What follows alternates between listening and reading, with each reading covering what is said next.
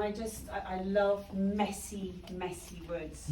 So woods that have got broken bits of wood, trees that have fallen over, which is sad, but trees that have fallen over, and you've got this wonderful sort of feeling of nature at work that you can just stand there and just feel.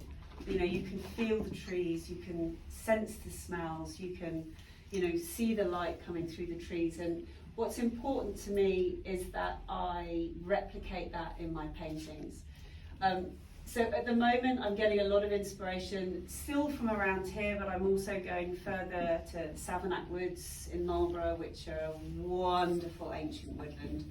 And I've been really lucky to go on some walks with the Ancient Tree Forum and the Forestry Commission as well, to learn a little bit more about Savernake Woods, which are ancient woodlands. They've been around since Saxon times.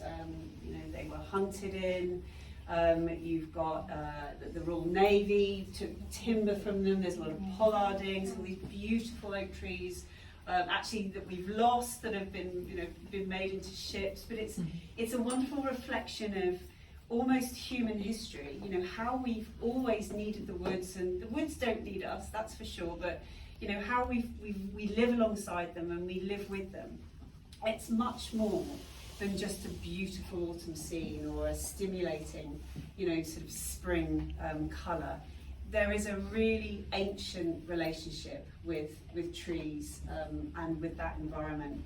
And it's really important to me that I reflect that, I paint that, and I learn about it as well. So, you know, I want to know how we're conserving our spaces. It's interesting to see what they're doing at Savernake. They're creating wood pastures, so gaps in the woods, and I never realised that really helps stop disease, for example, or encourages butterflies and the bees to come back, and really, you know, sort of creates this wonderful environment that will still be there in 100 years for our children, our children's children to enjoy. So what I want to paint is a reflection of that relationship, and my aim is that you look at the painting and you go, oh yeah, that looks really familiar, that's where I walk the dog, or I can really imagine the hunt going through there. Or, you know, that's woods that I remember from being a kid when I used to play in there. And these memories are mine, and I hope that you have that relationship with the paintings as well. Or it could just be, I see that light, I love the sense of light, I can smell the woodland floor.